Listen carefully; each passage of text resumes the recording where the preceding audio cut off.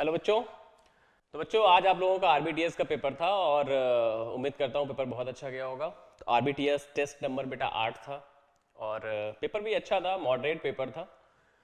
तो बच्चे physics portion का हम लोग बच्चे डिस्कशन करने वाले हैं। जो आपने पेपर दिया है उसी का डिटेल सोल्यूशन है। और चलिए बेटा, जैसे कि हमारे सिंह सर का विजन है कि अब पढ़ने का अधिकार सबको, डॉक्टर बनने का अधिकार भी सबको, उसी के तहत बच्चे हम लोग डिस्कशन स्टार्ट करते हैं और आते हैं बेटा हम लोग पहले क्वेश्चन पे।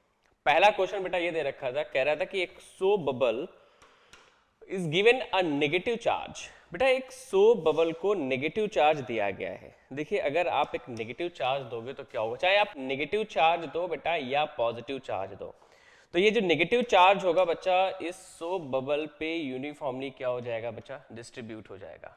ठीक है, ये क्या होगा बेटा, यूनिफॉर्मली डिस्ट्रीब्यूट हो जाएगा। तो जितने भी मॉलिक्यूल्स हैं सब पे चार्ज क्या होगा बेटा, नेगेटिव चार्ज होगा। और नेगेटिव चार्ज होगा जिसकी वजह से, चूंकि सेम चार्ज है, सेम चार्ज ऑलवेज क्या करता है बेटा, रिपेल करता है। रिपेल करेगा तो क्या करेगा, बेसिकली ये एक दूसरे मॉलिक्यूल को दूर लेके जाएगा। ठीक है, तो यहाँ पे क्या होगा, स्लाइट जो इसका रेडियस है बेटा वो आपका इंक्रीज हो जाएगा just because of repulsive force. और रिपल्सिव फोर्स क्यों लग रहा है, क्यों, just because of the like charges. ये एक सिंपल सी बात आप याद रखिए।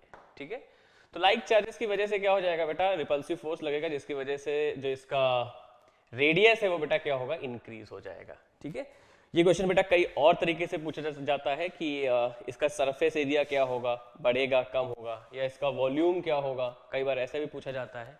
तो सबका क्या होगा बेटा, इंक्रीज ही होगा। चलो भाई आते हैं नेक्स्ट क्वेश्चन पे। कह रहा है कि the value of the electric permittivity of the free space. Electric permittivity of the free space मतलब एप्सिलॉन नॉट का यहाँ पे बात कर रहा है।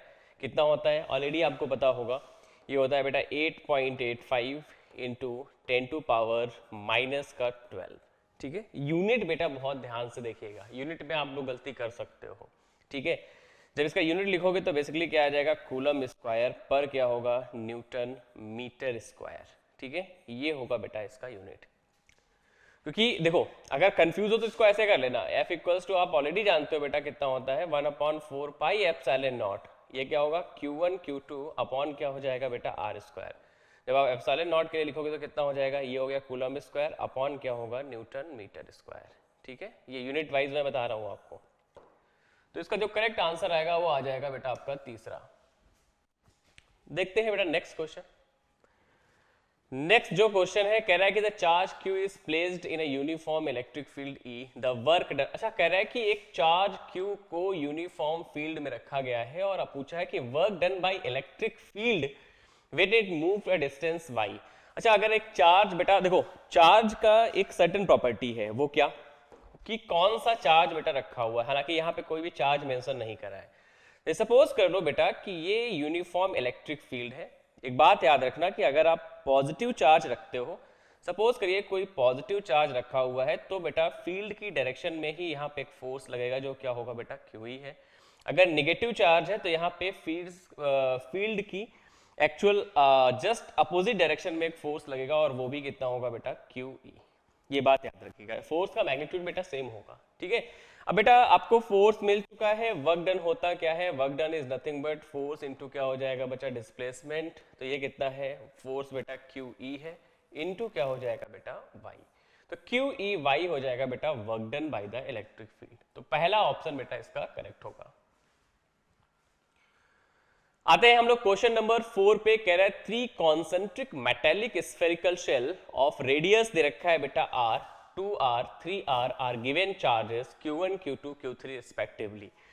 तो कह रहे हैं कि 3 कॉन्सेंट्रिक स्फेरिकल सेल्स दे रखे हैं बेटे। कॉन्सेंट्रिक स्फेरिकल सेल बेटा हम लोग कंसीडर कर लेते हैं कि पहला कॉन्सेंट्रिक स्फेरिकल सेल की रेडियस जो है वो r है, नहीं कंसीडर नहीं करना, एक्चुअली गिवन है। दूसरा क्या है 2r है और तीसरा क्या है बेटा 3r है। तो ये हो गया बेटा r, इसके बाद इसका रेडियस हो जाएगा 2r, इसके बाद इसका जो रेडियस होगा वो कितना होगा बेटा 3r।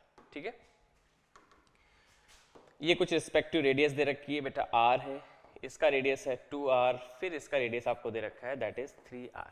ठीक है, पहले का जो चार्ज है, फर्स्ट चार्ज बेटा दे रखा है Q1, दूसरे का चार्ज है Q2, तीसरे का चार्ज बेटा है Q3। जब आप पहले के लिए चार्ज डेंसिटी निकालोगे, अच्छा चार्ज डेंसिटी जब निकालोगे तो बेटा क्या होगा, जाहिर सी बात है कि यहाँ पे क्या हो जाएगा, that is sigma equals to, ये क्या होता है, चार्ज अपॉन क्या हो जाएगा, क्योंकि स्फीयर की बात हो रही तो इसका सरफेस एरिया कितना हो जाएगा बेटा, 4πr²। ठीक है, ये तो होगी सरफेस चार्ज डेंसिटी। तो पहले शेल के लिए देखो तो क्या मैं इसको लिख सकता हूँ बेटा, सिग्मा 1 इक्वल्स टू कितना आ जाएगा, that is charge total enclose कितना है, Q1 अपॉन कितना आएगा, 4π, ये आ जाएगा बेटा r²। सिग्मा 2 का जो वैल्यू होगा दैट इज नथिंग बट ये आ जाएगा। अब देखो जब सिग्मा 2 के लिए निकालोगे तो टोटल चार्ज इनक्लोज कितना हो जाएगा, वो हो गया बेटा Q1 प्लस Q2। तो यहाँ से आ जाएगा Q1 प्लस कितना आ जाएगा, Q2 अपॉन क्या होगा, दैट इज 4πr। अब इस बार जो रेडियस हो जाएगा वो कितना आ जाएगा, 2r²। ऐसे ही जब आप सिग्मा 3 के लिए निकालोगे तो जो सिग्मा 3 के लिए आएगा वो कितना आ जाएगा, Q1 प्लस Q2 प्लस कितना होगा बेटा, Q3 अपॉन ये हो जाएगा 4π और साथ में आ जाएगा बेटा 3r²। अब ये भी आपसे कह रहा है कि it is found that the surface charge densities on the outer surface of the cells are equal. मतलब कह रहा है कि सरफेस चार्ज डेंसिटी बेटा कैसा है, इक्वल है। दैट इज कह रहा है कि sigma 1 equals to sigma 2 equals to बेटा क्या है, दैट इज सिग्मा 3। इसके बाद आपसे रेशियो पूछा हुआ है तो तीनों को जरा इक्वल कर जाओ। तो जब तीनों को इक्वल करोगे तो क्या हो जाएगा, Q1 अपॉन ये आ जाएगा बेटा 4πr² बराबर क्या लिखोगे, that is Q1 plus Q2 upon क्या हो जाएगा 4π और यहाँ पे बेसिकली आ जाएगा 4r² इक्वल्स टू कितना हो जाएगा, Q1 plus Q2 plus Q3 equals to क्या होगा, 4π इंटू क्या आ जाएगा बेटा 9r²। देखो 4πr² बेटा सबसे कैंसिल हो जाएगा। ठीक है, तो यहाँ पे जो आपकी इक्वेशन बचेगी वो क्या बचेगी, ये आ जाएगा Q1 इक्वल्स टू आ जाएगा बेटा कितना, Q1 plus Q2 by 4 plus कितना होगा, Q1 plus Q2 plus Q3 upon क्या आ जाएगा बेटा 9। ठीक है, अब इसको जरा हम लोग सॉल्व कर लेते हैं अगली स्लाइड में। तो रिजल्ट कुछ ऐसा आया है बेटा, Q1 और इक्वल्स टू कितना था, Q1 plus Q2 by 4 equals to कितना आया था बेटा, Q1 plus Q2 plus Q3 upon क्या है बेटा 9। ठीक है, तो एक काम करो, दो को आप सॉल्व कर लो। तो पहले और दूसरे को जब सॉल्व करोगे तो कितना आएगा, यहाँ पे ये हो जाएगा बेटा 4Q1 इक्वल्स टू ये आ जाएगा Q1 प्लस Q2। तो जो Q2 का वैल्यू होगा वो कितना हो जाएगा, दैट इज ये आ जाएगा 3 टाइम्स ऑफ Q1। ठीक है, अब एक काम करते हैं हम लोग, पहले और ये जो दे रखा है हमको तीसरे को सॉल्व कर लेते हैं, फर्स्ट और थर्ड को, थोड़ा इजी कैलकुलेशन देगा। जब इसको सॉल्व करोगे तो बेटा कितना हो जाएगा, ये देगा 9 times of Q1 equals to कितना हो जाएगा, Q1 प्लस Q2 प्लस क्या आ जाएगा बेटा Q3। अब जरा ध्यान से देखो तो Q1 प्लस Q2 का ये वैल्यू दे रखा है, वो यहाँ पे यूज कर जाओ। तो Q1 प्लस Q2 कितना है, 4Q1 है, तो यहाँ पे कितना आ जाएगा 9Q1 माइनस कितना हो जाएगा बेटा 4Q1 इक्वल्स टू क्या आएगा बेटा Q3। तो यहाँ से जो Q3 का वैल्यू आ जाएगा वो कितना आएगा 5 टाइम्स ऑफ Q1, ये कुछ आपको वैल्यू दे देगा। ठीक है, अब आपसे रेशियो ही तो पूछा था, तो रेशियो क्या हो जाएगा यहाँ से बेटा, रेशियो जब कैलकुलेट करोगे तो रेशियो आएगा बेटा Q1 ratio Q2 ratio Q3, that is nothing but ये देगा 1:3:5, ये आ जाएगा बेटा रेशियो। तो अगर आप ऑप्शंस देखोगे तो जो करेक्ट ऑप्शन मिलेगा वो कौन सा होगा बेटा, दूसरा ऑप्शन इसका करेक्ट है। आते हैं बेटा हम लोग अगले क्वेश्चन पे। जो नेक्स्ट क्वेश्चन है वो बेटा क्या है, कह रहा है कि if charge Q is placed at the centre of the line joining the two equal charges Q such that the system is in equilibrium then the value of Q। देखो कह रहा है कि बेटा यहाँ पे दो चार्जेस है, ये कह रहा है क्वेश्चन में कि कह रहा है कि दो चार्जेस है, दोनों चार्ज एक पर्टिकुलर डिस्टेंस के द्वारा सेपरेटेड है, और डिस्चार्ज क्या है बेटा, इधर भी Q है और दूसरी तरफ भी बेटा Q है। कह रहा है कि ये चार्ज भी क्या है बेटा, Q चार्ज है। अब कह रहा है कि एक स्मॉल Q चार्ज रखा गया, कहां पे, इसके सेंटर पे स्मॉल Q चार्ज रख दिया गया। कह रहा है कि ये चार्ज बेटा ऐसे रखा गया है कि अब पूरा सिस्टम इक्विलिब्रियम में है। तो एक बात याद रखो मेरी यहाँ पे, वो क्या, अगर आपसे पूछा जाए कि मैग्नीट्यूड ऑफ चार्ज, देखो दो चीजें पूछता है ऐसे क्वेश्चन में, एक तो पूछता है आपसे मैग्नीट्यूड, दूसरा पूछता है कि लोकेशन ऑफ चार्ज। लोकेशन का मतलब है कि उस चार्ज को बेटा हम कहां रखें कि नेट फोर्स 0 हो जाए, और लोकेशन का मैग्नीट्यूड का मतलब है कि कितना चार्ज रखें कि वहां पे नेट फोर्स बेटा 0 हो। ठीक है, तो अच्छा सेंटर पे है तो जाहिर सी बात है कि ये जो चार्ज डिस्टेंस पूरा अगर हम लोग मान ले क्या है बेटा, टोटल डिस्टेंस अगर आप कंसीडर कर लो बेटा L है, तो हाफ डिस्टेंस कितना हो जाएगा बेटा L/2। इधर भी कितना होगा बेटा L/2। तो याद रखना मैग्नीट्यूड बेटा जब निकालना हो तो हमेशा गिवन चार्ज पे नेट फोर्स जीरो करना। गिवन चार्ज पे बेटा आपको नेट फोर्स जीरो करना है, F net equals to zero. अगर आपको लोकेशन निकालनी हो तो हमेशा जो टेस्ट चार्ज आप ले रहे हो, टेस्ट चार्ज पे बेटा ऑलवेज नेट फोर्स आपको जीरो करना है, ये बात याद रखना। तो कोई भी एक गिवन चार्ज ले लो बेटा।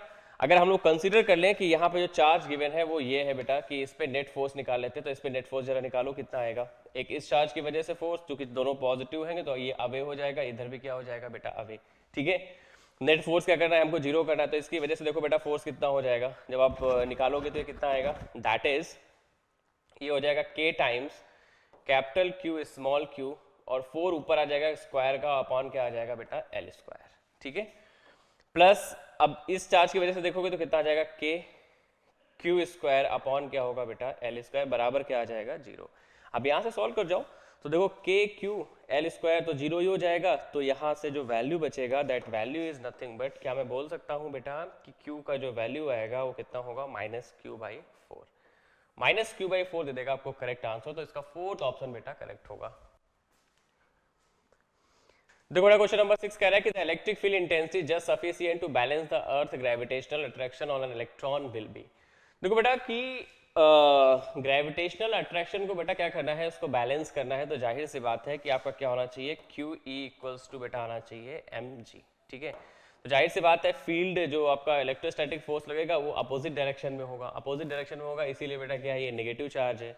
तो E इक्वल्स टू हम लोग क्या लिख सकते हैं mg, ये मास दे रखा है 9.1 × 10 कितना हो जाएगा -31 और g का वैल्यू कितना हो जाएगा बेटा 10 अपॉन क्या होगा E Q कितना हो जाएगा 1.6 × 10 कितना आएगा बेटा -19। इसको जरा सॉल्व कर जाओ तो ये आ जाएगा बेटा 5.6, तो E का वैल्यू कितना हो जाएगा दैट इज माइनस का 5.6 × 10 अब जरा यहाँ पे देखो बेटा 31 है, यहाँ पे है 19, तो यहाँ पे बेटा क्या बचेगा 10⁻⁻12 बच जाएगा, क्या कुछ ऐसा आएगा आपका आंसर। -5.6 10⁻, कितना रहेगा बेटा -11। कहीं पावर बचा गड़बड़ हो रही है क्या? अच्छा ये 10 भी तो है, सॉरी ये 10 भी है, तो यहाँ पे क्या बचेगा -11 ही बचेगा। तो पहला ऑप्शन बेटा क्या होगा करेक्ट हो जाएगा। देखो बेटा क्वेश्चन नंबर 7 कह रहा है कि आप polythene piece rubbed with the wool to found to have a negative charge. तो ये चार्ज आपको दे रखा है, आपसे पूछा है कि नंबर ऑफ इलेक्ट्रॉन कितने होंगे। तो नंबर ऑफ इलेक्ट्रॉन कैसे निकालोगे बेटा, ऑलरेडी आप जानते हो Q इक्वल्स टू कितना होता है बेटा Ne। तो टोटल चार्ज आपको दे रखा है कितना है बेटा 3 × 10⁻⁻7, n हमको निकालना है और E ऑलरेडी पता है 1.6 × कितना होगा 10⁻⁻19। तो यहाँ से नंबर ऑफ इलेक्ट्रॉन ट्रांसफर बेटा निकाल जाओ, कितना आ जाएगा 3 × 10⁻⁻7 अपॉन कितना होगा बेटा 1.6 × 10⁻⁻19। बेटा इसको जरा सॉल्व करो, जब इसको आप सॉल्व करोगे तो ये हो जाएगा 8, ये कितना आ जाएगा बेटा 15। तो इसको जब सॉल्व करेंगे तो ये वैल्यू देगा बेटा कितना आपको 1.87 इंटू कितना आ जाएगा बेटा 10⁻12 बेटा आपको दे देगा। तो नंबर ऑफ ट्रांसफर जो इलेक्ट्रॉन आएंगे वो कितने आएंगे 1.87 × 10⁻12 इलेक्ट्रॉन्स। तो इसका करेक्ट ऑप्शन बचे होगा सेकेंड। नेक्स्ट क्वेश्चन बेटा आपको दे रखा है, कह रहा है कि N electric dipole consisting of the two opposite charges, charge का दे रखा है मैग्नीट्यूड, कह रहा है कि separated by a distance of 3 centimetre placed in electric field the maximum torque. बेटा मैक्सिमम टॉर्क कितना होगा, वैसे टॉर्क होता कितना है P क्रॉस E, यही तो होता है टॉर्क। P जहाँ पे डाइपोल मूवमेंट है, E क्या है बेटा फील्ड है, तो मैक्सिमम टॉर्क बेटा PE तो होगा। P बराबर क्या लिख सकते हैं हम लोग Q × L इंटू क्या हो जाएगा बेटा E। Q दे रखा है आपको कितना है 2 × 10⁻, कितना हो जाएगा -6, और आपको लेंथ भी दे रखी है, लेंथ कितनी है 3 सेंटीमीटर, कितना हो जाएगा 3 × 10⁻⁻2, और यहाँ पे फील्ड भी दे रखा है कितना आ जाएगा 2 × 10⁵, कुछ ऐसा आएगा बेटा। अब इसको जरा सॉल्व करो तो ये हो जाएगा 2 3 6 6 2 कितना हो जाएगा बेटा 12 इंटू बच जाएगा -1 10⁻³ न्यूटन मीटर, ये आ जाएगा बेटा टॉर्क। तो 12 × 10⁻³ मतलब दूसरा ऑप्शन करेक्ट होगा। आते हैं हम लोग नेक्स्ट क्वेश्चन पे, कह रहा है कि field strength due to the point charge of 5 microcoulomb at a distance of 80 centimetre from the charge. तो 5 माइक्रोकूलम चार्ज दे रखा है, डिस्टेंस 80 सेंटीमीटर है, आपसे फील्ड ही तो पूछा है, तो फील्ड क्या होगा पॉइंट चार्ज की वजह से, ये होता है बेटा के क्यू अपॉन आर स्क्वायर। के का वैल्यू कितना 9 इंटू 10⁻⁹। यहाँ पे चार्ज कितना दे रखा है बेटा 5 माइक्रोकूलम, तो 10 टू पावर कितना हो जाएगा -6 अपॉन कितना आ जाएगा 80 सेंटीमीटर।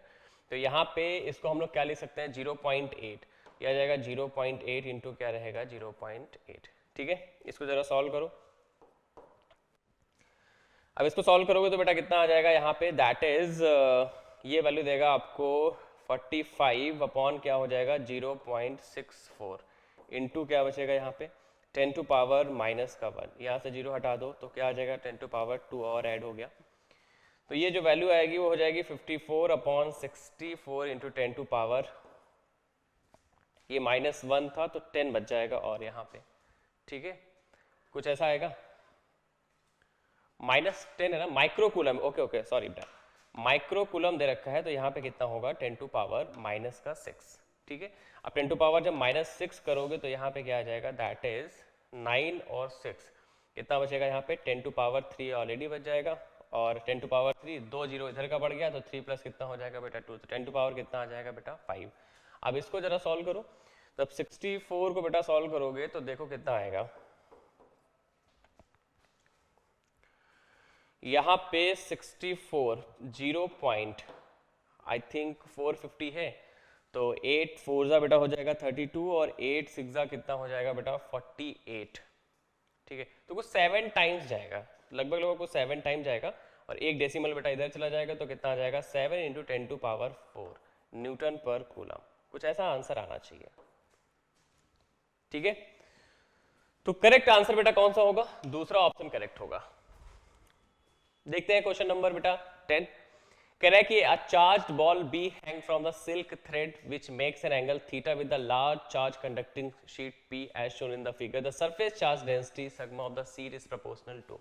आपसे पूछा है कि यहाँ पे जो सरफेस चार्ज डेंसिटी होगा वो कितना होगा। देखो बेटा हम लोग यहाँ पे कंसीडर, इसका एक पार्ट हम लोग कंसीडर करते हैं। कुछ ये सिनेरियो दे रखा है आपको कि कुछ ऐसे बेटा थ्रेड यहाँ पे हंग किया गया है,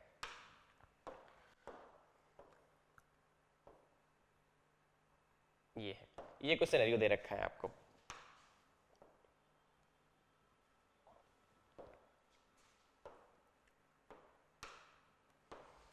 अच्छा देखिए यहाँ पे पहले बात तो ये बेटा क्या है थीटा है, तो यहाँ पे जो टेंशन एक्ट करेगा वो अवे जाएगा। ठीक है, तो जाहिर सी बात है इसको आप कंपोनेंट में ब्रेक कर लोगे तो अगर ये थीटा है तो बेटा ये भी थीटा होगा, ये कितना आ जाएगा टी कॉस थीटा, ये कितना जाएगा बेटा टी साइन थीटा। अब चूंकि ये भी प्लस है और चार्ज बॉल है यहाँ पे, और इस जाहिर सी बात है जो फोर्स लगेगा वो किधर की तरफ लगेगा, अवे लगेगा, कुछ ऐसा आएगा, और ये फोर्स कितना होगा बेटा क्यू ई, एम जी किधर काम करेगा, नीचे की तरफ काम करेगा। तो जरा इक्वेट कर जाओ, इनको जब इक्वेट करोगे तो बेटा कितना आ जाएगा, ये आ जाएगा आपका T cos theta equals to आएगा बेटा एम जी। दूसरा क्या आएगा यहाँ पे T sine theta equals to रहेगा बेटा क्यू ई। टी से अब डिवाइड कर जाओ, तो जब डिवाइड करोगे तो कितना हो जाएगा tan थीटा इक्वल्स टू हम लोग क्या लिख सकते हैं बेटा क्यू ई अपॉन क्या आ जाएगा बेटा एम जी। ठीक है, अच्छा चूंकि ये एक प्लेट दे रखी है और इसकी वजह से जो फील्ड होता है that field is nothing but, आप ऑलरेडी जानते हो कि tan थीटा इक्वल्स टू कितना होता है क्यू बाई एम जी को बाहर लिख लो, ये कितना हो जाएगा सिग्मा अपॉन 2 एप्सिलॉन नॉट। ठीक है, तो सब प्रोपोर्शनैलिटी तो पूछा है आपसे, तो प्रोपोर्शनैलिटी क्या हो जाएगी सिग्मा की जो प्रोपोर्शनैलिटी होगी दैट इज नथिंग बट ये आ जाएगा प्रोपोर्शनल टू tan थीटा। तो मतलब अगर आप ऑप्शन में देखोगे तो दूसरा ऑप्शन बेटा करेक्ट होगा। आते हैं बेटा क्वेश्चन नंबर 11 पे, which of the following can not be dielectric constant of a medium. Dielectric constant की बात कर रहा है, हमेशा याद रखो कि डाइलेक्ट्रिक कांस्टेंट हमेशा या तो ग्रेटर देन 1 होगा या इक्वल टू 1 होगा। ठीक है, तो जो 1 से लेसर होगा वही डाइलेक्ट्रिक कांस्टेंट नहीं होगा, इसका मतलब क्या हो जाएगा दूसरा ऑप्शन करेक्ट हो जाएगा। कह रहे कि two charge spheres of the radius 10 centimetre and 15 centimetre by a thin wire the current will flow.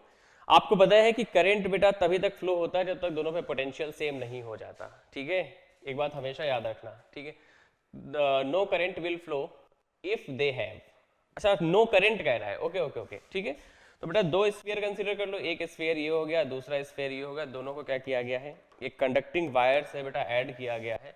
तो बेटा मान लेते हैं कि इस पे चार्ज कितना है बेटा, ये चार्ज Q1 है, इस पे चार्ज Q, दोनों की डायमेंशन अलग अलग दे रखी है। तो जब बेटा दोनों में पोटेंशियल, देखो चार्ज का फ्लो कब तक होता है, चार्ज का फ्लो बेटा तब तक होगा जब तक दोनों में पोटेंशियल क्या होगा, सेम नहीं हो जाएगा। जैसे ही पोटेंशियल सेम हो जाएगा तो चार्ज का फ्लो रुक जाएगा। अगर चार्ज का फ्लो रुक गया तो बेटा क्या होगा, वहां पे करंट भी नहीं फ्लो होगा, जाहिर सी बात है। तो सेम पोटेंशियल बेटा इसका करेक्ट आंसर होगा, मतलब ये आ जाएगा। Same charge on each, same charge तो हो ही नहीं सकता ना, क्योंकि उनकी डायमेंशन अलग अलग है। Q1 आपको पता है Q1 upon Q2 equal to कितना होता है, R1 अपॉन R2, तो पहला तो हो नहीं सकता। सेम एनर्जी बेटा ये भी नहीं होगा, जब चार्ज नहीं सेम है तो एनर्जी कैसे सेम होगी। Same field on their surface, बेटा चार्ज ही नहीं सेम है तो फील्ड कैसे सेम होगा, ठीक है, ये बात याद रखो। तो कौन सा ऑप्शन करेक्ट होगा, दूसरा ऑप्शन बेटा करेक्ट होगा। कह रहे कि 3 charges 2q minus q are located at a vertex of an equilateral triangle. कोई एक इक्विलैटरल ट्रायंगल है बेटा, और इक्विलैटरल ट्रायंगल के वर्टेक्स पे बेटा कुछ चार्जेस रखे हुए हैं, कुछ ऐसा दे रखा है। ये यहाँ पे हम कंसिडर कर लेते हैं बेटा चार्ज कितना है 2q है, और इधर एक चार्ज दे रखा है -q, और इधर चार्ज कितना दे रखा है बेटा -q। अच्छा यहाँ पे आपसे पूछ रहा है सेंटर पे फील्ड और पोटेंशियल की बात हो रही है कि क्या होगा। देखो बेटा एक सीधी सी बात है कि यहाँ पे जब पोटेंशियल निकालोगे तो चूंकि तीनों में डिस्टेंस क्या है बेटा सेम है। वैसे तो ये डिस्टेंस जब कैलकुलेट करके लाओगे तो a/√3 आता है, ठीक है, आप जब कैलकुलेट करोगे तो a/√3 आएगा। मैं उस a/√3 को x कंसीडर कर ले रहा हूँ, ये भी x है ये भी x है। और जब तीनों के लिए जब पोटेंशियल निकालोगे तो ये 2q चार्ज है, डिस्टेंस सेम है, तो टोटल चार्ज बेटा कितना हो रहा है 0। तो पोटेंशियल कितना हो जाएगा सेंटर पे, पोटेंशियल एट सेंटर बेटा कितना आ जाएगा, दैट इज नथिंग बट ये हो जाएगा बेटा 0। अब जरा फील्ड के लिए देखो, जब आप फील्ड निकालोगे यहां से तो फील्ड कैसे कैलकुलेट करोगे बेटा, इस नेगेटिव चार्ज की वजह से फील्ड क्या होगा, फील्ड जाएगा बेटा टूवर्ड्स, ठीक है। इसकी वजह से क्या आएगा बेटा, फील्ड कुछ ऐसे आएगा। इसका जो रिजल्टेंट होगा, इसका बेटा जो रिजल्टेंट होगा वो रिजल्टेंट कुछ जाएगा बेटा इधर, ये देगा बेटा आपको रिजल्टेंट, ठीक है। अब जरा ध्यान से देखो तो यहाँ पे 2q चार्ज है, तो 2q चार्ज की वजह से जो फील्ड आएगा वो क्या होगा, वो भी बेटा अवे जाएगा। ये बेटा कुछ आ गया ऐसे अवे, ठीक है। अब देखो ये वाला नेट फील्ड और ये जो 2q चार्ज की वजह से फील्ड है, दोनों एक ही डायरेक्शन में है, और इनके बीच का एंगल क्या होगा बेटा 0 होगा। जब एंगल 0 होगा तो जाहिर सी बात है बेटा कि दोनों को हम नॉर्मली क्या कर सकते हैं, ऐड कर सकते हैं। तो ऑलवेज बच्चा जो आपको इलेक्ट्रिक फील्ड देगा वो हमेशा एक नॉन जीरो क्वांटिटी देगा। मतलब जो यहाँ पे ई नेट आएगा, E net is nothing but ये कितना आएगा बेटा, नॉट इक्वल्स टू 0। क्लियर है। तो देखो भैया कहाँ पे पोटेंशियल 0 हो रहा है, field is 0, field is not 0 but potential is 0, मतलब दूसरा ऑप्शन बेटा क्या होगा, इसका करेक्ट होगा। कह रहे कि if charge spherical conductor of radius 10 centimetre has a potential, यहाँ पे बेटा हॉलो स्फेरिकल कंडक्टर की बात की जा रही है, एक बात याद रखना मेरी। तो ये ऐसा कुछ सिनेरियो दे रखा है। अच्छा कह रहा है कि आपसे कि रेडियस बेटा क्या है, इसका रेडियस है 10 सेंटीमीटर, रेडियस दे रखा है 10 सेंटीमीटर।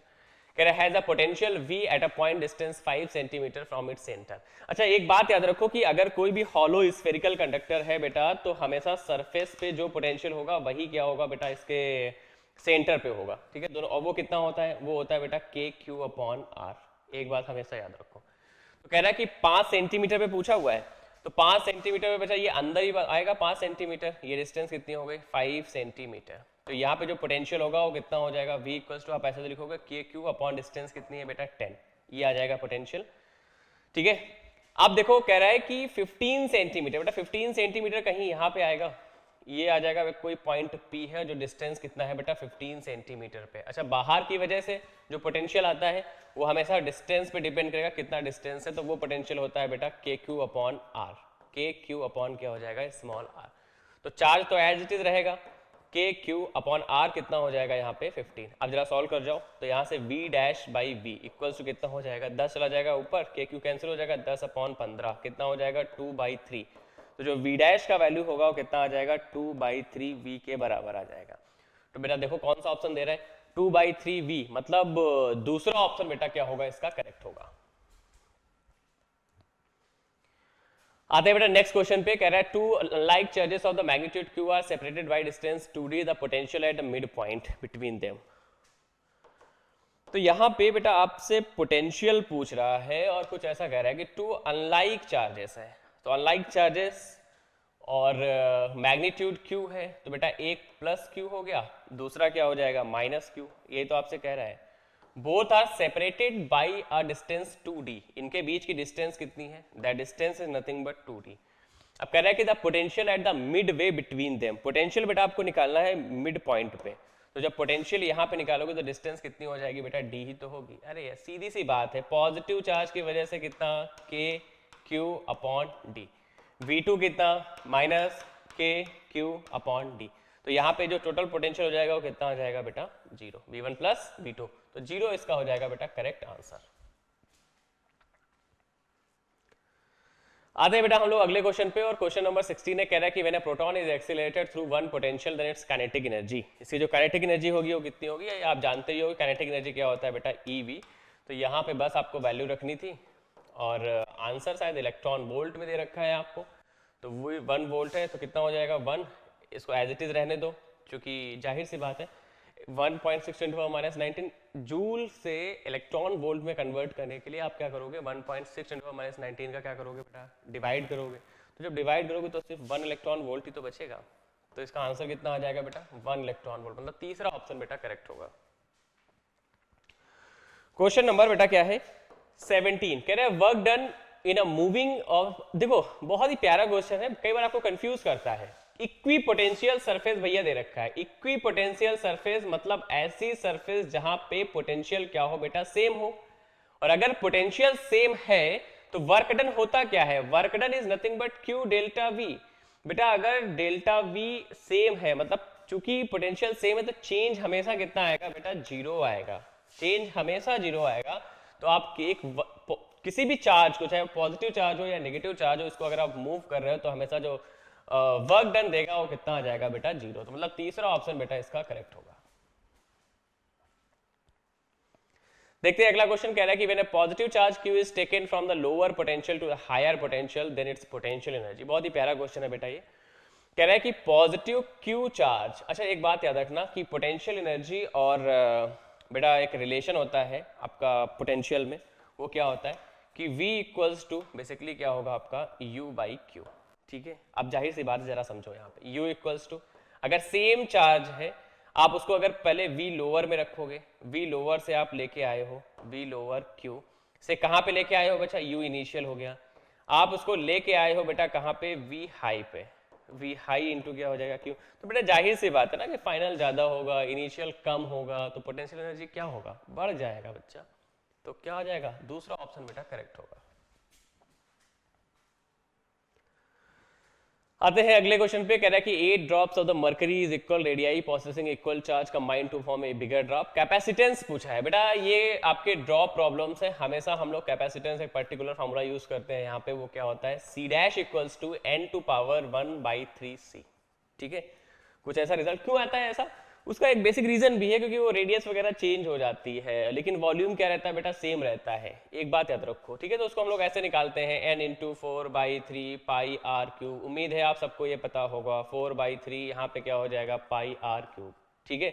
4π3 पाई से चला गया तो r का जो वैल्यू आता है वो कितना हो जाता है n/13 और साथ में क्या हो जाएगा बेटा स्मॉल r, ठीक है। तो इन वैल्यू से हम लोग यूज करके कैपेसिटेंस पोटेंशियल फील्ड डेंसिटी सब कुछ हम लोग कैलकुलेट करते हैं। तो जरा देखते हैं यहाँ पे कह रहा है कि 8 ड्रॉप्स है तो जो C डैश होगा वो कितना हो जाएगा 8 टू होल पावर 1/3 टाइम्स कितना हो जाएगा C, तो ये कितना दे देगा बेटा 2C, तो स्मॉल ड्रॉप कितना हो जाएगा बेटा 2 टाइम्स हो जाएगा, क्लियर है। चलो आते हैं अगले क्वेश्चन पे, potential gradient eight which the dielectric of A condenser just get punctured is called, बेटा मतलब पंक्चर्ड का मतलब ये है कि वो पर्टिकुलर एक डायलेक्ट्रिक की स्ट्रेंथ जिसके आगे वो क्या हो रहा है बेटा पोलराइज हो जाता है, ठीक है। तो उसे क्या बोलते हो, उसे डायलेक्ट्रिक स्ट्रेंथ ही तो बोलते हो, क्योंकि E इक्वल्स टू क्या होता है भैया माइनस का dV/dr ही तो होता है, यही तो है पोटेंशियल ग्रेडियंट, तो क्या आ जाएगा बेटा डायलेक्ट्रिक स्ट्रेंथ, मतलब दूसरा ऑप्शन बेटा इसका करेक्ट हो जाएगा। कह रहे कि आप parallel plate capacitor first charge, देखो भैया क्या किया गया कि एक कैपेसिटर लिया गया यहाँ पे, कैपेसिटर को एक बैटरी से बेटा चार्ज किया गया, ठीक है। मान लेते हैं 20 वोल्ट की बैटरी है, इसका कैपेसिटेंस कितना है C है। अच्छा बताओ जरा इस कैपेसिटर पे चार्ज कितना हो जाएगा, Q बराबर कितना आ जाएगा बेटा CV। ठीक है, अब क्या कह रहा है, कह रहा है द क्वांटिटी दैट, अच्छा कह रहा है कि अ डाइलेक्ट्रिक स्लैब, एक डाइलेक्ट्रिक स्लैब को अगर आप रखोगे बेटा, डाइलेक्ट्रिक स्लैब को डालने से क्या हो जाता है, उसकी कैपेसिटेंस बेटा K टाइम्स बढ़ जाती है। कैपेसिटेंस बढ़ जाएगी तो उसका जो अक्रॉस पोटेंशियल होगा बेटा वो भी बढ़ जाएगा। और पोटेंशियल अगर बेटा कैपेसिटेंस बढ़ रहा है, पोटेंशियल बढ़ रहा है, तो एनर्जी तो आप जानते ही हो कितना होता है बेटा, हाफ। ये हो जाएगा बेटा C डैश और साथ में क्या आ जाएगा बेटा V स्क्वायर। तो एनर्जी भी क्या हो जाएगा बेटा, चेंज हो जाएगा। ठीक है, तो कौन सा बेटा क्वांटिटी दैट रिमेन अनचेंज, बेटा चार्ज हमेशा क्या रहेगा बेटा, कंजर्व रहेगा। तो चार्ज कंजर्वेशन बेटा फॉलो करेगा, मतलब पहला क्या हो जाएगा, जो ऑप्शन है बेटा वही करेक्ट होगा। आते हैं बेटा नेक्स्ट क्वेश्चन पे, क्वेश्चन नंबर 22 कह रहा है the capacity of the parallel plate capacitor condenser without dielectric. क्या बात है भाई, विदाउट डाइलेक्ट्रिक दे रखा है, वो कितना है epsilon not A by D, और ये कैपेसिटेंस दे रखी है बेटा कितनी है 10 माइक्रोफैराड। इसको एक काम करो माइक्रोफैराड में ही रखना, epsilon not A upon D, इसको ऐसे रहने दो। अब आगे का क्वेश्चन पढ़ो, कह रहे कि dielectric of the constant 2 is used to fill half the distance between the plates, the new capacitance, जो नया कैपेसिटेंस होगा वो कितना हो जाएगा बेटा, C डैश इक्वल्स टू क्या लिखोगे, ये हो जाएगा एप्सिलॉन नॉट A अपॉन कितना आ जाएगा D माइनस टी, प्लस क्या होगा यहाँ पे T बाई के। तो जो C डैश का वैल्यू हो जाएगा वो कितना हो जाएगा epsilon not A upon D, T कितना है यहाँ पे हाफ फिल किया गया तो आ जाएगा D बाई 2, प्लस क्या हो जाएगा D अपॉन क्या आ जाएगा बेटा 4, क्योंकि K का वैल्यू बेटा कितना दे रखा है आपको 2 दे रखा है। अब जरा इसको सॉल्व कर जाओ, तो जो C डैश का वैल्यू आ जाएगा वो कितना हो जाएगा बेटा एप्सिलॉन नॉट A, इधर कितना होगा बेटा 4D माइनस कितना हो जाएगा 2D प्लस कितना आएगा बेटा D, और ये 4 चला गया ऊपर। ठीक है, तो यहाँ पे कितना बचेगा माइनस D, मतलब 3 बच जाएगा। तो C डैश का वैल्यू बेटा कितना आ जाएगा, दैट इज 4/3 इंटू क्या होगा epsilon not A upon D, ऐसा कुछ आपको बेटा वैल्यू देगा। 4/3 ऐसे रहने दो, epsilon not A by D मतलब कितना हो जाएगा बेटा यहाँ पे 10, तो ये कितना हो जाएगा 40/3, 40/3 मतलब कितना हो जाएगा 13.33, ये आ जाएगा बेटा कैपेसिटेंस। तो 13.33 माइक्रोफैराड बेटा होगा correct answer.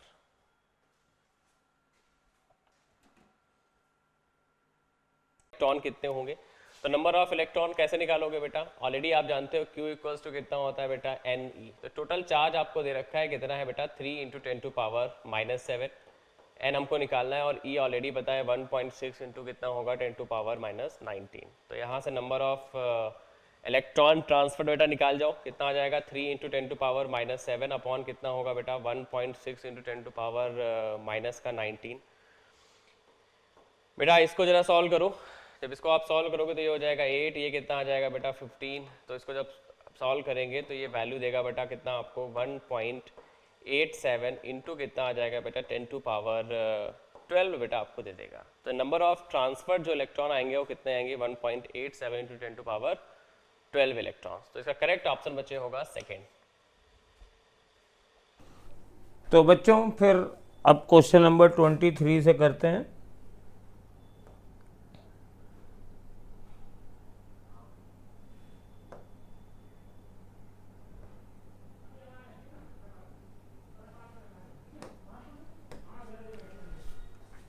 There are two conducting spheres of radii 5 cm and 10 cm, दोनों को 15 माइक्रोकूलम का चार्ज दिया गया है।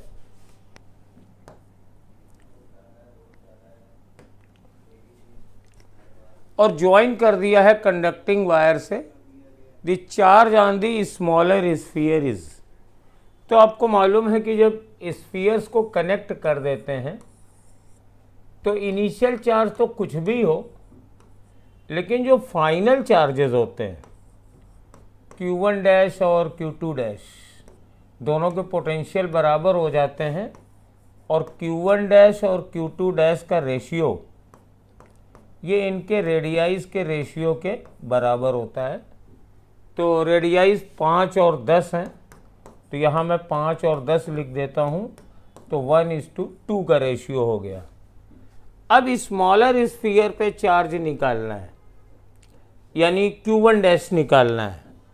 तो according to charge conservation Q1 dash plus Q2 dash, ये तो दोनों के चार्जेस के सम के बाहर होगा बराबर, और दोनों पे 15 माइक्रो कूलाम है, तो 15 प्लस 15 माइक्रो कूलाम।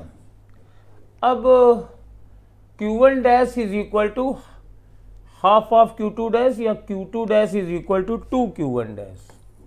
तो Q1 dash plus 2 Q1 dash is equal to 30 micro coulomb. तो Q1 dash is equal to 3/30/10 यानी 10 माइक्रो कूलाम। तो इस तरीके से इस क्वेश्चन का ऑप्शन नंबर सेकंड हमारे पास आएगा। 23 इज द सेकंड आंसर। बाकी एक लाइन का क्वेश्चन था। अब ये देखिए, लंबा चौड़ा क्वेश्चन है। पैरेलल प्लेट का एरिया A और डिस्टेंस D है। V0 पोटेंशियल दिया जाता है, फिर बैटरी को हटा के 3 गुना कर दिया जाता है, वर्क डन करना है। तो हमारे पास पहले एनर्जी कितनी थी, half Q square upon C1। C1 को हम लोग C मान लेते हैं और C बराबर है A epsilon not upon D। Charge कितना होगा, चार्ज हमारे पास हो जाएगा हाफ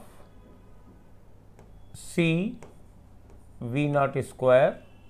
आप चाहें तो डायरेक्ट भी लिख सकते थे। U2 कितना हो जाएगा। अब यहाँ पे खास चीज ये है कि बैटरी को हटा दिया गया है, तो चार्ज वही रहेगा, यानी सेम चार्ज रहेगा CV0 का होल स्क्वायर, लेकिन नई वाली कैपेसिटी C/3 हो जाएगी। क्यों हो जाएगी, जब बैटरी को हटा के डिस्टेंस को 3 गुना यानी 3 टाइम्स कर देंगे तो यहाँ पे 3 आ जाएगा, तो नई वाली कैपेसिटी C/3 आ जाएगी। तो ये हो जाएगा 3/2 CV0 स्क्वायर। एनर्जी बढ़ गई तो वर्क डन कितना हो जाएगा, final energy 3/2 CV0 square minus initial energy 1/2 CV0 square. तो ये CV0 स्क्वायर आ गया और हम C की वैल्यू रख देंगे epsilon not A upon D।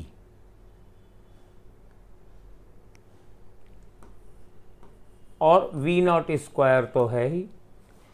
Capacitor की पोटेंशियल एनर्जी में जो चेंज होगा वही वर्क डन के बराबर होगा।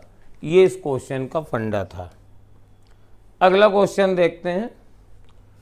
तो देखो बेटा, यहाँ पर ये दोनों प्लेट, मैं कलर बदल लेता हूँ, ये दोनों प्लेट सेम पोटेंशियल पे हैं, तो ये तो बेकार हो गया। फिर हमारे पास ये सिस्टम ऐसा बना, इस टाइप से बना। एक प्लेट है, इन दोनों को एक मान लीजिए, इसको दूसरी मान लीजिए। इन दोनों को पॉजिटिव टर्मिनल से जोड़ दिया है, इसको निगेटिव से जोड़ दिया गया है। इसका मतलब है दो कैपेसिटर पैरेलल में जुड़े हुए हैं, तो 2 epsilon not A upon D हो जाएगा।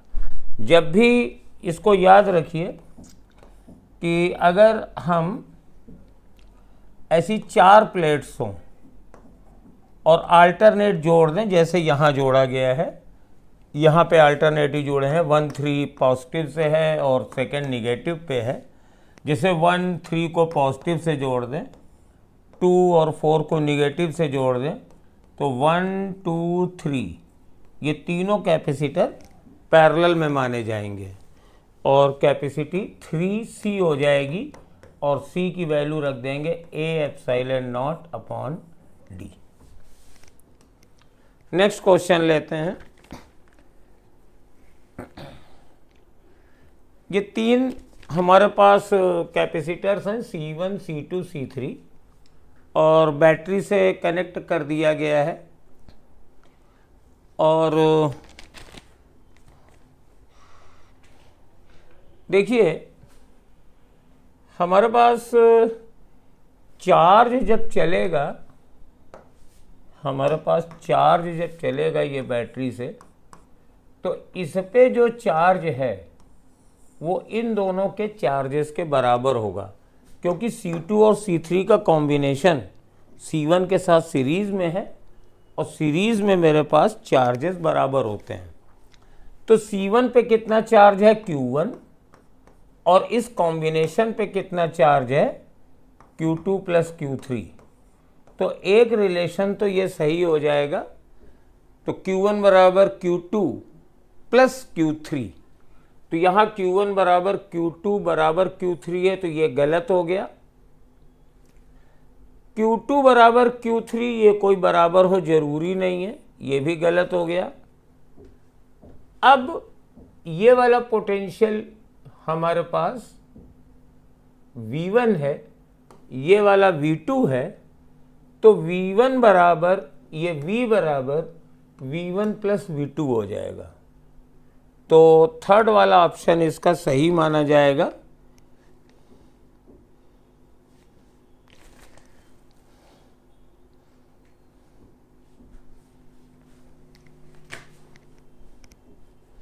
जरा मैं पेपर भी देख लूं।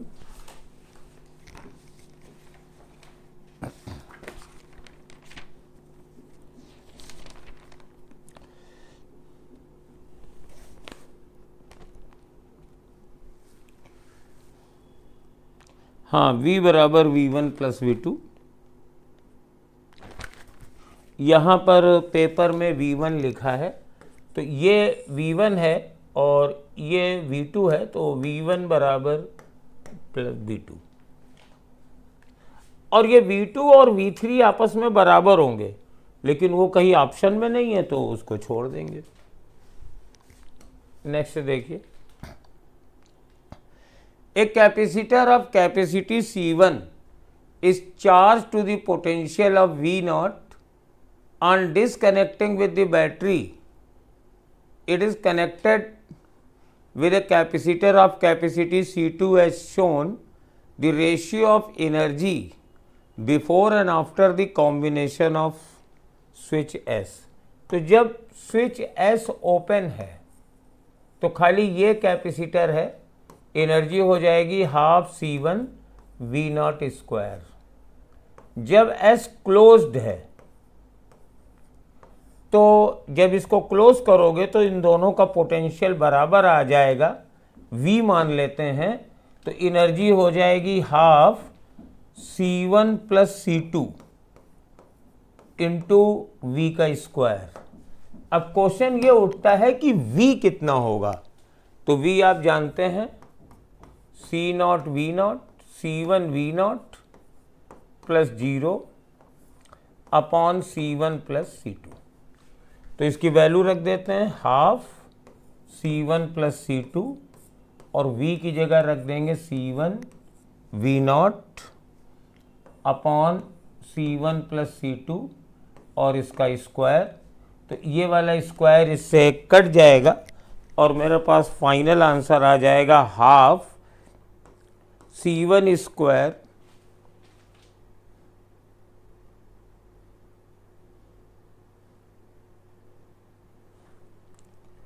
Into V0 square upon C1 plus C2।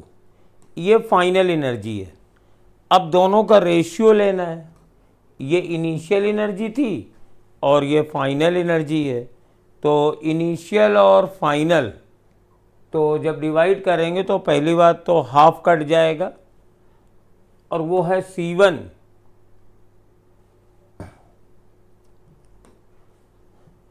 V0 square cut जाएगा, C1 अपॉन C1 स्क्वायर और C1 प्लस C2 ऊपर हो जाएगा, तो मेरे पास C1 plus C2 upon C1। तो फर्स्ट आंसर इसका आ रहा है मेरा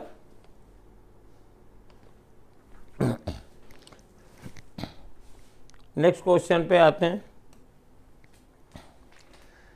ये प्लेट्स हैं, तो ये दो कैपेसिटर हैं और आधे आधे में बटे हुए हैं। तो बेटा ये आपको फंडा याद होगा, जब किसी कैपेसिटर को प्लेट्स में ये हाफ हाफ रीजन में जोड़ देते हैं तो मेरे पास इक्विवेलेंट के होता है K1 प्लस K2/2 और कैपेसिटी कितनी हो जाएगी?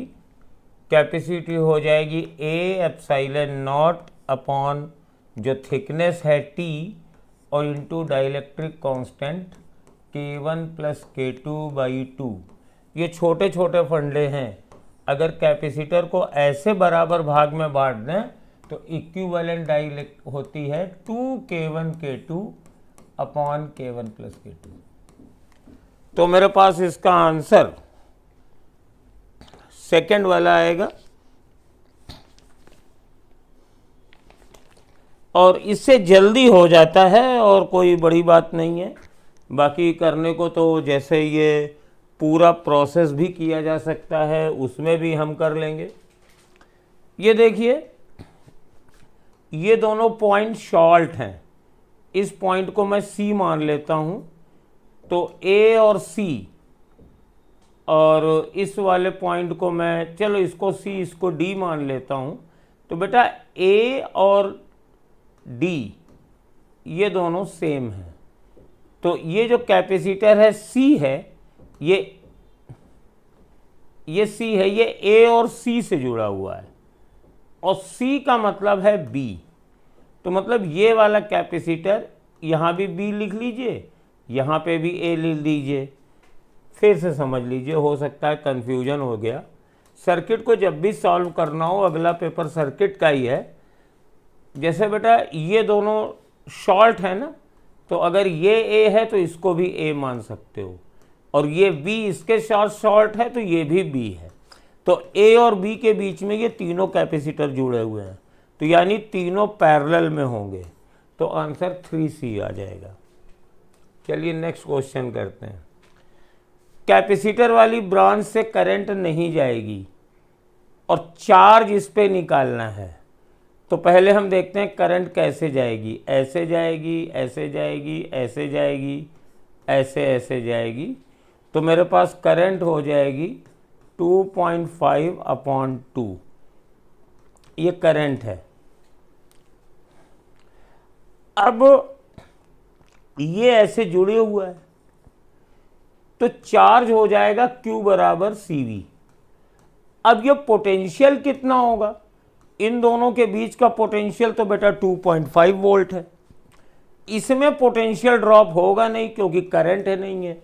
रेजिस्टेंस में पोटेंशियल ड्रॉप होता है I इंटू R, I इसमें है नहीं, तो इसको 2.5 वोल्ट मिल जाएगा। तो इसकी कैपेसिटी कितनी हो जाएगी, सॉरी चार्ज कितना हो जाएगा, C यानी 5 microfarad into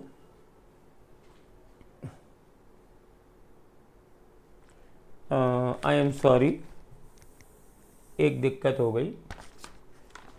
internal resistance capacitor का है, तो चलिए इसको दोबारा करते हैं। भले ही बना नहीं है लेकिन यहाँ पे इंटरनल रेजिस्टेंस 0.5 है। तो अब हमारे पास अगर ये करंट ये सेल दे रहा है, ये सेल अगर करंट दे रहा है तो करंट निकाल लीजिए। I बराबर 2.5/2 प्लस 0.5 बराबर 1 वोल्ट, 1 एम्पियर की। अब हमें कैपेसिटर पे वोल्टेज निकालना है, तो यहाँ पे चलिए लूप रूल लगा लेते हैं। यहाँ से चले तो VC आया, यहाँ पे कुछ नहीं हुआ क्योंकि IR 0 है, और यहाँ चलेंगे तो -0.5 इंटू 1 और ये प्लस 2.5 कर देंगे बराबर 0। तो VC बराबर आ जाएगा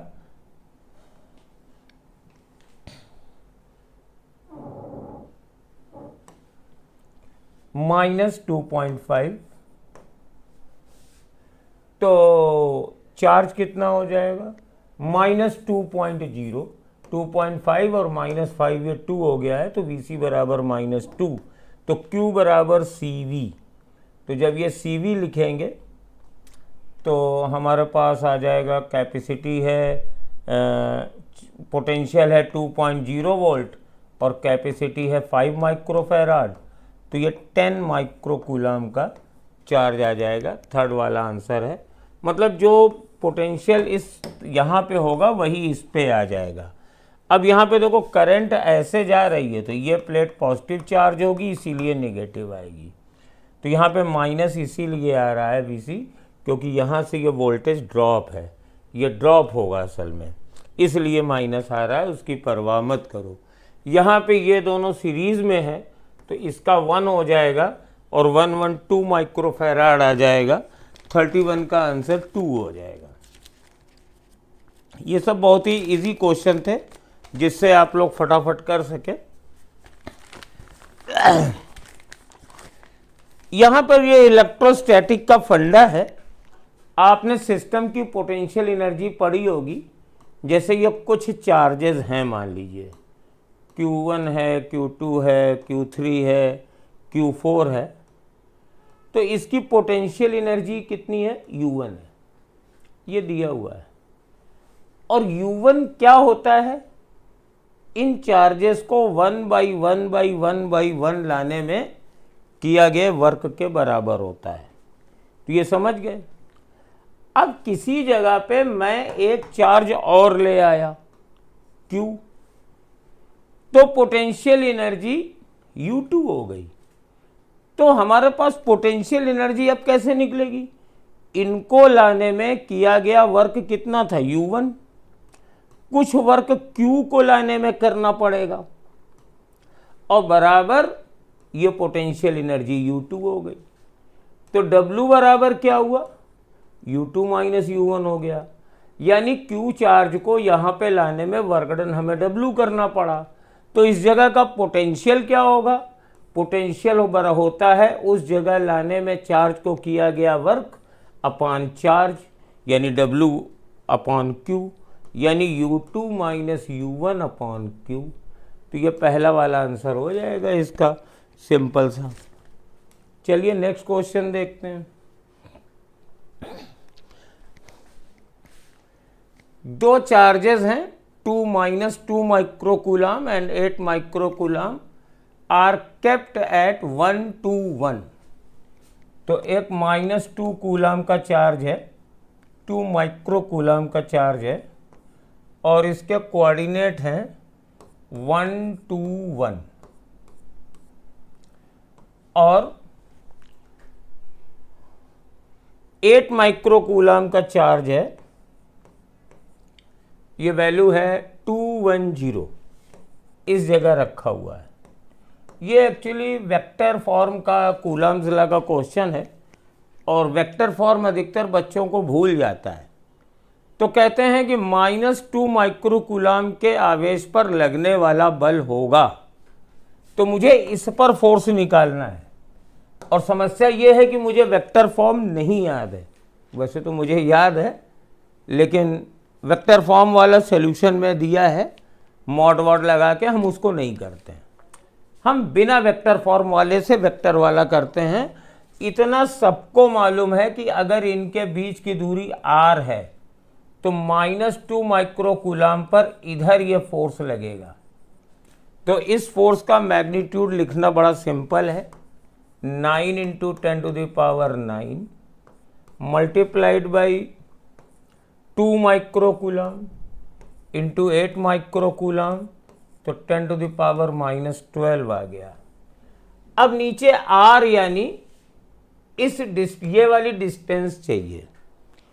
तो अब यहां पर हम दो काम करेंगे। ये जो काम करेंगे वो ये है कि r² से डिवाइड करेंगे, r² होता ही है, और इस डायरेक्शन में एक यूनिट वेक्टर लिख देंगे r। ठीक है, करिए भाई। 8 दूनी 16, और 16 नवैया 144 इंटू 10⁻⁻3। अब हम पहला काम ये करेंगे, इस वेक्टर की वैल्यू निकालेंगे, इस आर वेक्टर की। तो 2 - 1 आई कैप, 1 - 2 जे कैप के कैप, ये वेक्टर हो गया। इसका मैग्नीट्यूड डेफिनेटली √3 हो जाएगा, इसका मैग्नीट्यूड। तब हम क्या करेंगे,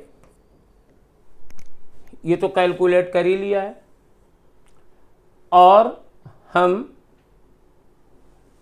साफ साफ कर दें। 144 इंटू 10⁻³ लिख दिया है। आर की वैल्यू √3 आ गई है, तो इसका स्क्वायर 3 आ जाएगा। और यूनिट वेक्टर लिखा है, तो यूनिट वेक्टर कैसे लिखेंगे, I - j - k अपॉन इसका मॉड यानी √3।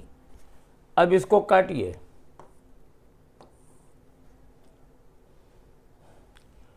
3 चौको 12, 3 × 8 24, ये आ गया। अब ये √3 कहीं नीचे नहीं दिख रहा है, तो ऊपर कर लो, तो √3 से ऊपर नीचे मल्टीप्लाई कर दो, तो 48 √3, तो नीचे फिर 3 हो जाएगा, इंटू 10⁻³ हो जाएगा, और साथ में I - j - k हो जाएगा। तो ये जो बेटा मेरे पास ये 3 है ना, ये 16 हो जाएगा। तो आंसर हुआ 16 √3 into 10⁻³ I - j - k। Second वाला इसका आंसर आ जाएगा। वैसे तो इसका R12 करके NCERT में दिया हुआ है, बट वो अक्सर भूल जाता है, तो मैंने इसको बिना वेक्टर फॉर्म लगाए वेक्टर फॉर्म से किया हुआ है। ये क्वेश्चन पढ़ने में लंबा है, 34वां। Area of each plate of a parallel plate capacitor is 20। तो लिख लेते हैं, एरिया बराबर 20 इंटू 10⁻⁻4 मीटर स्क्वायर है। सेपरेशन डी दिया हुआ है 2 मिलीमीटर, यानी 2 इंटू 10⁻³ मीटर हो गया। Dielectric strength of air is, तो dielectric strength of air Hindi में यहाँ स्लाइड में लिखी है। डाई इलेक्ट्रिक स्ट्रेंथ क्या होती है कि मीडियम के अंदर इससे ज़्यादा इलेक्ट्रिक फील्ड नहीं होनी चाहिए। तो maximum possible value of the EMF of the battery which can be connected across the plates of capacitor and the corresponding charge on the plate.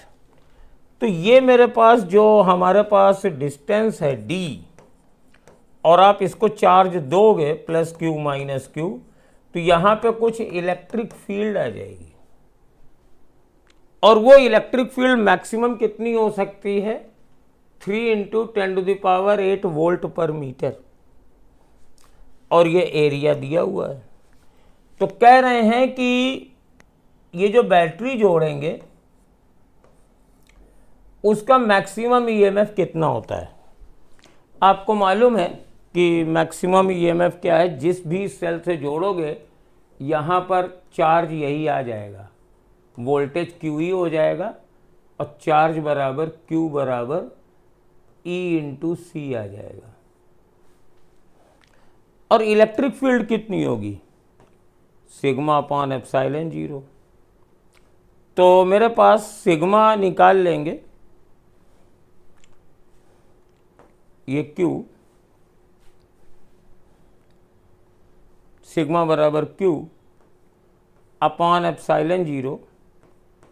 और ये वाली वैल्यू 3 इंटू 10⁶ के बराबर होनी चाहिए। तो अब मेरे पास ये वैल्यू कितनी हो जाएगी, Q बराबर 3 इंटू 10⁶, और ε0 की वैल्यू याद होनी चाहिए 8.85 इंटू 10⁻⁻12। अब इसको मल्टीप्लाई कर लो, ये वैल्यू चार्ज की आ जाएगी। ये पोटेंशियल डिफरेंस कितना होगा E, तो बेटा E बराबर E अपॉन डी, डी कितना है 2 इंटू 10⁻³ बराबर 3 इंटू 10⁻⁶, तो E बराबर हो जाएगा 6 इंटू 10⁻³ यानी 6000 वोल्ट। तो 6000 वोल्ट 600 वोल्ट नहीं होगा, 600 वोल्ट नहीं होगा, और ये 6000 वोल्ट है, ये भी 6000 वोल्ट है, ये 53 माइक्रो कूलाम है और ये 53 नैनो कूलाम है। इसको अगर मिलाते हैं तो मेरे पास ये आंसर नैनो कूलाम में आएगा। मल्टीप्लाई करके दे लेते हैं, ये 8.85 है, तो 53 नैनो कूलाम आ रहा है। मल्टीप्लाई आपको करना पड़ेगा। चलिए, ये याद रखिए कि अगर किसी कंडक्टिंग स्फीयर में सॉलिड स्फेरिकल पोर्शन यहाँ पे फैला हुआ है, तो यहाँ पे electric field number 1 non zero होती है और यूनिफॉर्म होती है। तो ये थ्योरी का क्वेश्चन है, ये आपको डेफिनेटली बताया गया होगा क्लास में, ये याद रखिए।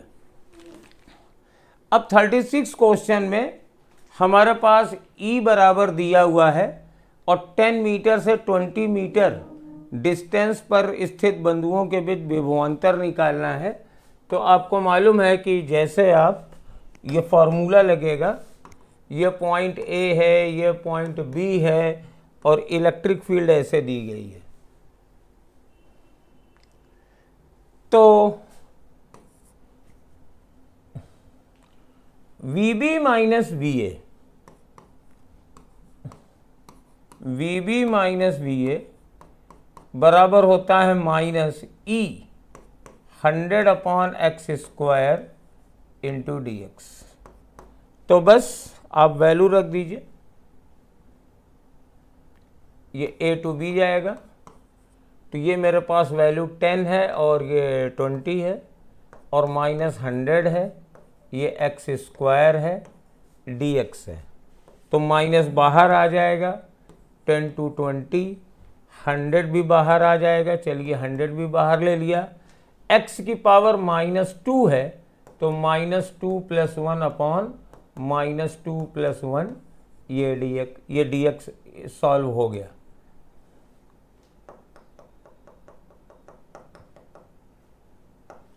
x की पावर -2 dx बना, तो -100 इंटीग्रेट कर दीजिए, x की पावर -2 + 1 अपॉन -2 + 1 फ्रॉम 10 to 20।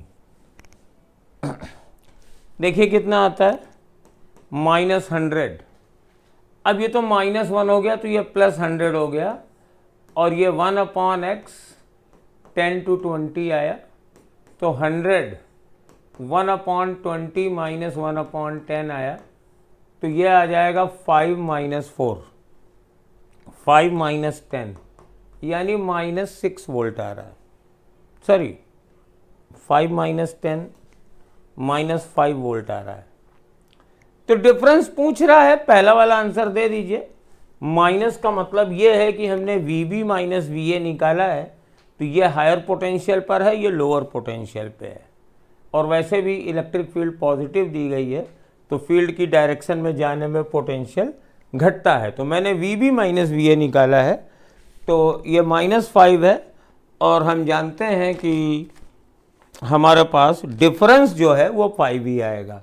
हमें अंतर पूछ रहा है, कहते हैं अगर इलेक्ट्रिक सिस्टम की इलेक्ट्रिक पोटेंशियल एनर्जी 0 है तो Q/Q का रेशियो है, तो टोटल पोटेंशियल एनर्जी निकालते हैं, तो ये -Q है, तो ये हो जाएगा KQ²/2R, और ये -Q + Q है, तो -Q × Q/R, और ये भी वही चीज़ है, तो इसका डबल कर दें और ये 0 है,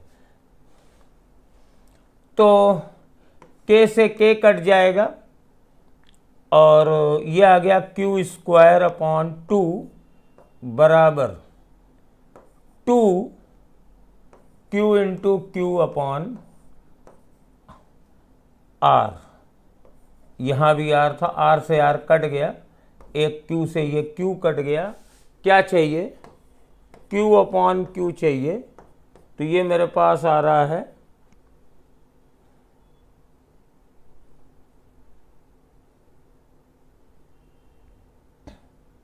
1:4। Q upon q is equal to 1:4। Third option आ रहा है इसका। चलिए,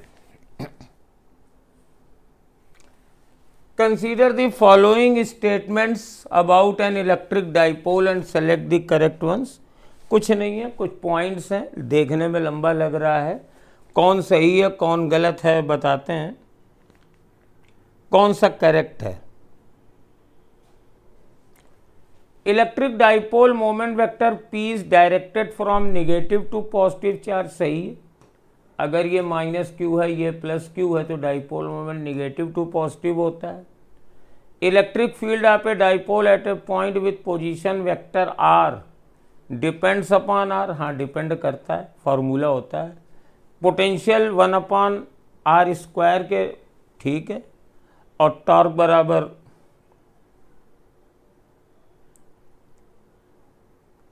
ये भी है, यूनिफॉर्म फील्ड में डाइपोल। तो चारों सही थे, तो फोर्थ वाला आंसर हो जाएगा।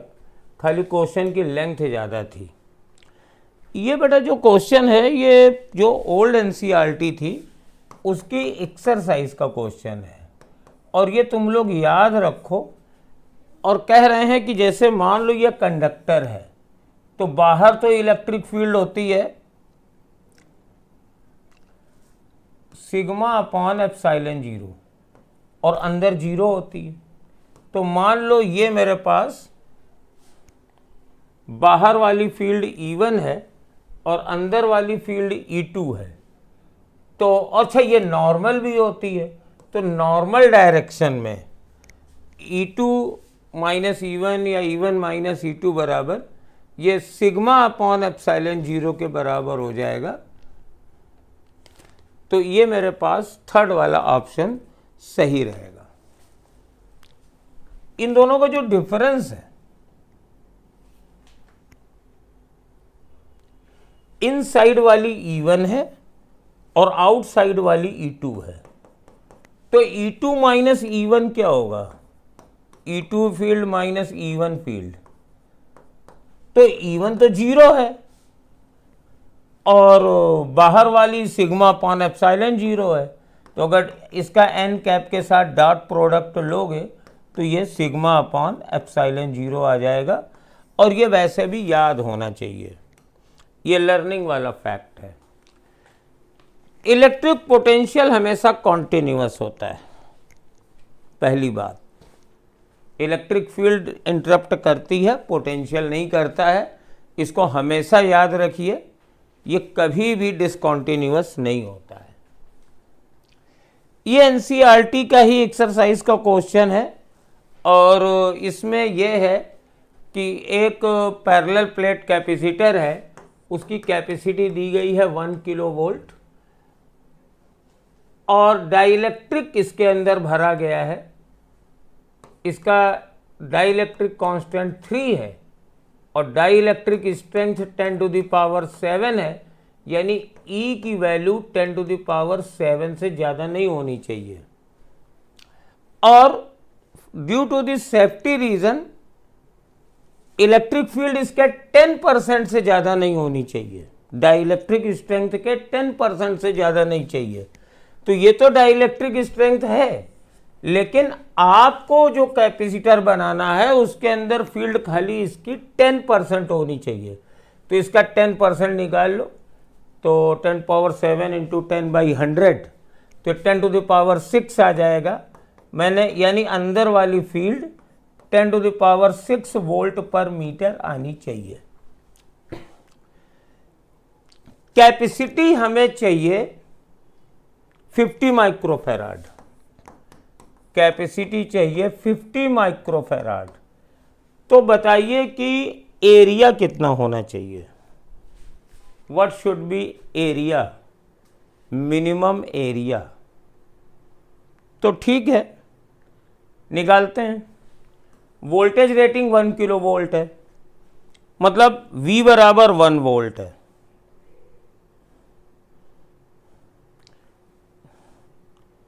तो चार्ज कितना हो जाएगा, चार्ज हो जाएगा 1 इंटू 10⁻³ इंटू 50 इंटू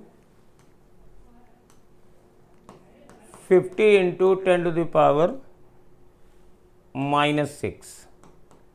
तो 50 इंटू 10⁻⁻³ ये चार्ज होना चाहिए। अब इलेक्ट्रिक फील्ड इससे ज़्यादा ना होना चाहिए, तो मिनिमम एरिया के लिए क्या करोगे, फील्ड तुम्हें कितनी चाहिए अंदर, Q 50 into 10⁻⁻³ upon K epsilon 0, और ये इलेक्ट्रिक फील्ड होनी चाहिए हमारे पास 10⁻⁶।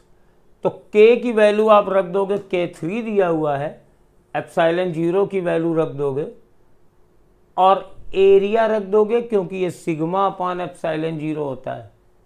तो सिग्मा अपान एप्सिलॉन 0 तो मेरे पास एयर में है, ये K रख देंगे और ये 10⁻6 आ जाएगा। जब इसका एरिया निकालोगे तो फर्स्ट आंसर आ जाएगा।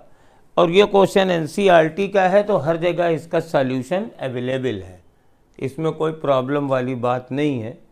ये फिर एक बार एक्सरसाइज का आंसर है, पिछली साल की ओल्ड NCERT में होते थे, एक एडिशनल एक्सरसाइज उसका क्वेश्चन है। कहते हैं कि ये एक कंडक्टर है, ये ऐसे, और यहाँ पे एक छोटा सा होल कर दिया गया है। तो कहते हैं इस होल के अंदर इलेक्ट्रिक फील्ड कितनी है। तो यहाँ पर ये होल के अंदर electric field sigma upon 2 epsilon 0 n cap आता है। 42 का गॉस लॉ से निकालते हैं, निकाल दें, नहीं कहोगे कि सर सॉल्यूशन देख के आंसर बता देते हैं। ये जैसे कंडक्टर है तो बाहर वाली फील्ड तो सिग्मा अपॉन एप्सिलॉन 0 होती है, ये कंडक्टर है, और यहाँ पर जो फील्ड होती है वो 0 होती है। अब ये मान लो पूरा कंडक्टर है, तो ये होल का सरफेस एरिया है जितना हमने होल किया है। तो जब होल नहीं किया था, इतना बड़ा होल कर रहे हैं, तो यहाँ वाली जो फील्ड है हम दो तरीके से लिख सकते हैं। एक तो ये एरिया, इसकी वजह से इलेक्ट्रिक फील्ड, प्लस रिमेनिंग की वजह से इलेक्ट्रिक फील्ड।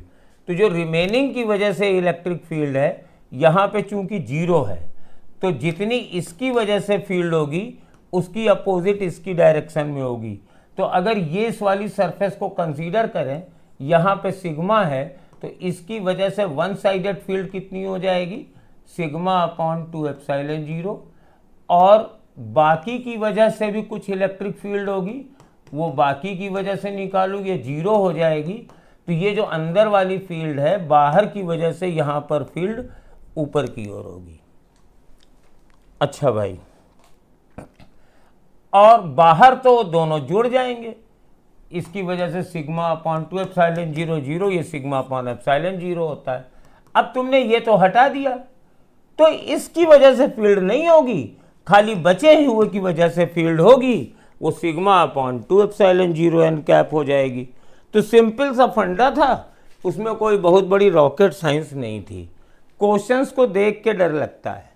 अब यहाँ पर E से V निकालने में एक प्रॉब्लम होती है, आपको डिफरेंशियल सॉल्व करना नहीं आता है, तो आप ऑप्शन से चेक करो कि किसकी इलेक्ट्रिक फील्ड ये आएगी। आप जानते हैं ना, E बराबर minus del V by del x i cap plus del V upon del y j cap. तो अगर इसको डिफ्रेंशिएट करोगे तो माइनस आ जाएगा, तो ये नहीं हो सकता है। यहाँ पे दोनों प्लस हैं, तो ये दोनों नहीं हो सकते। और जब इसको डिफ्रेंशिएट करोगे तो x के रेस्पेक्ट में या 4x होगा, ये भी नहीं हो सकता। तो सेकंड वाला आंसर इसका आ जाएगा।